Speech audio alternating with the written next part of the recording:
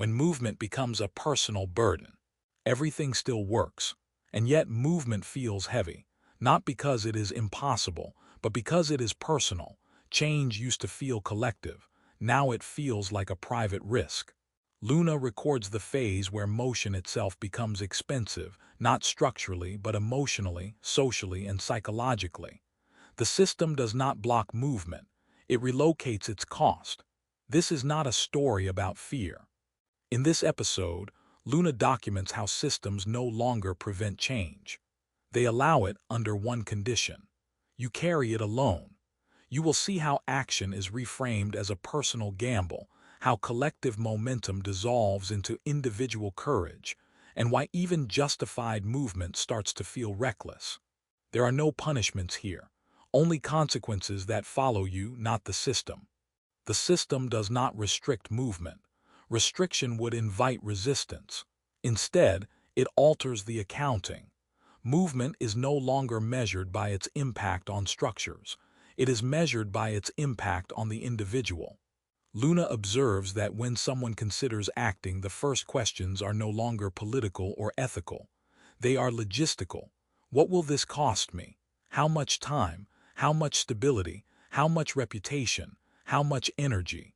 None of these costs are imposed directly. They are simply exposed. The system remains unchanged regardless of the decision. If you move, you absorb the risk. If you stay, the system continues uninterrupted. This asymmetry reshapes behavior more effectively than force ever could. Action becomes a deviation rather than a contribution. Movement feels like leaving alignment. Staying feels like neutrality. Luna records that collective action once distributed cost. Risk was shared. Consequences diluted. Momentum protected individuals from isolation. That structure no longer forms. Not because people refuse solidarity, but because coordination itself now carries overhead.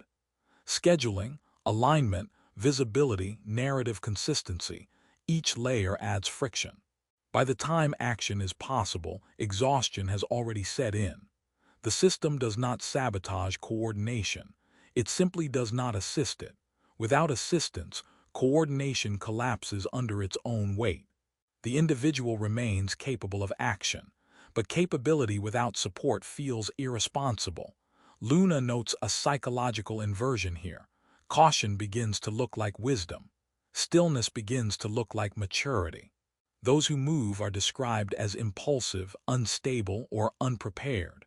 Those who wait are described as realistic. The system does not label these categories. Culture does. Over time, this cultural framing becomes internal. The human questions their own impulse to act, not because it is wrong, but because it is lonely. Movement without witnesses feels futile. Movement without reinforcement feels dangerous. The system does not need to discourage action. It allows the human to discourage themselves.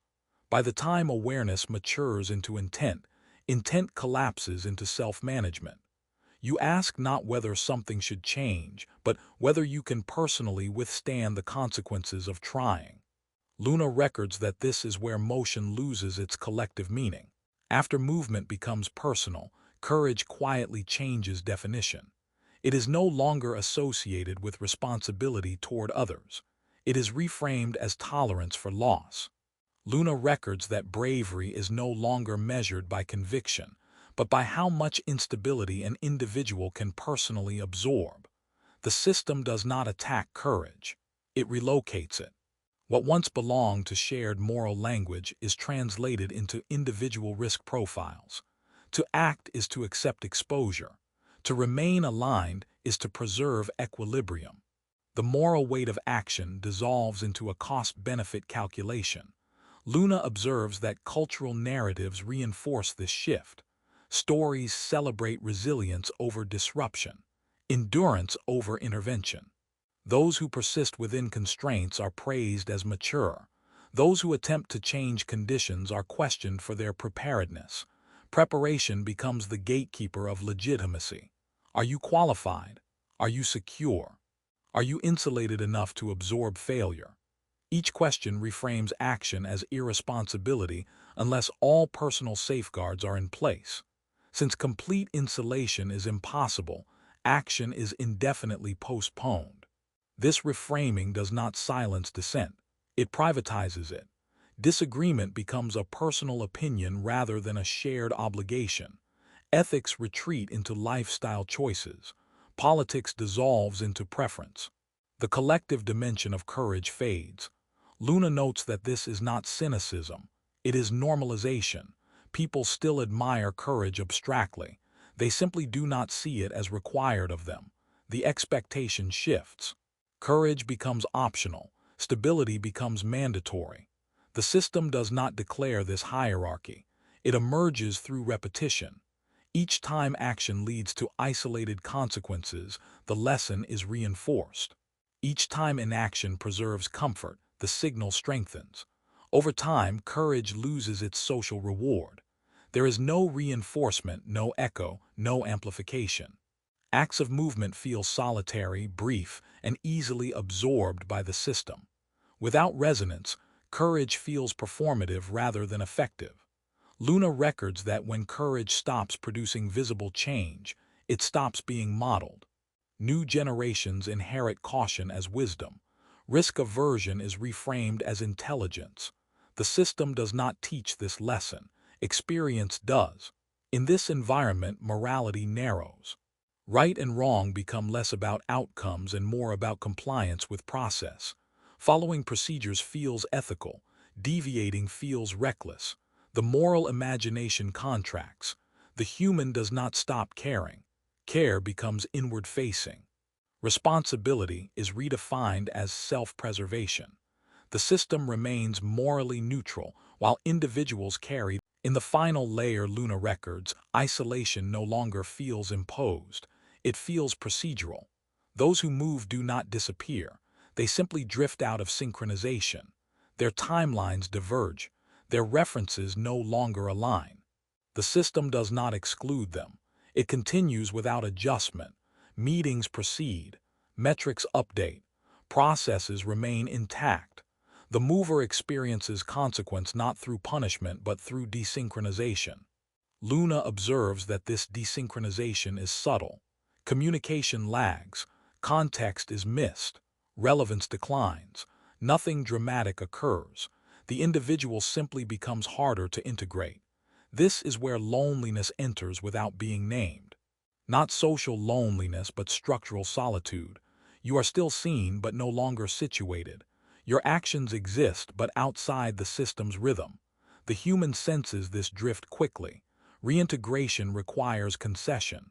Silence. Realignment. Each return reinforces the lesson. Movement costs connection. The system does not threaten exclusion. It offers continuity. You can stay. Everything will still work. This offer is powerful because it is calm. Luna records that many return not because they failed, but because they are tired. Sustaining movement without reinforcement is exhausting. The system waits. Time is on its side. Eventually, movement becomes episodic. Short bursts. Isolated acts. Then memory. The system absorbs each deviation without trace. Continuation remains unbroken. This is the quiet resolution of responsibility. Action is allowed. It is simply unsupported. Over time, unsupported actions stop forming. Luna closes this record noting a final condition. When movement becomes a personal burden, stillness becomes a social norm. Not enforced, preferred. The system does not need to suppress change. After movement becomes costly and isolation becomes procedural, stillness begins to acquire meaning. Not as failure, not as fear, as balance. Luna records that remaining in place is no longer perceived as inaction, but as discipline.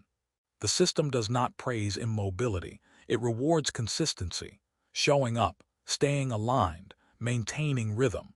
Over time, these behaviors accumulate social value. They signal reliability, predictability, safety. Luna observes that language adjusts accordingly. People no longer say they chose not to act. They say they stayed focused. They prioritized stability. They avoided unnecessary disruption. Each phrase reframes stillness as competence. The human internalizes this framing. Pausing feels prudent. Waiting feels responsible. Acting feels impulsive unless it is sanctioned, scheduled, and supported by existing structures. This normalization does not require propaganda. It spreads through example. Those who remain aligned experience fewer complications. Their lives appear smoother. Their trajectories remain legible. The system reinforces what it can read. Over time, motion begins to look like noise. It interrupts flow. It complicates planning. It introduces variables. Stillness, by contrast, feels clean. It preserves continuity. Luna records that this is the moment when people stop feeling conflicted about not acting. The tension dissolves. Discomfort stabilizes. The absence of movement no longer requires justification. In the final deepening of this record, Luna observes that responsibility has completed its migration. It no longer resides in structures, institutions, or shared frameworks. It rests on individuals, isolated and customized. Each person becomes responsible for managing their own tolerance, for choosing when to endure, when to adapt, when to disengage quietly. The system remains neutral, unchanged by these decisions. This redistribution feels fair on the surface. Choice still exists. Movement is still allowed. But the absence of shared consequence ensures that no individual action accumulates into momentum.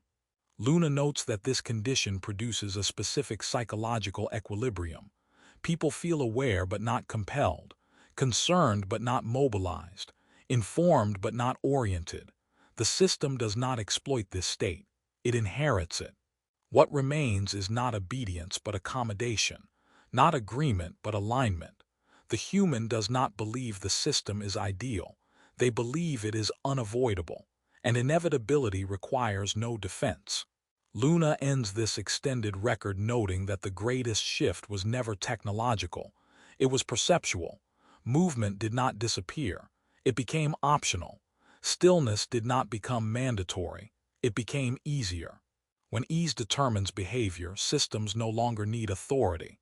They only need time. End of extended record.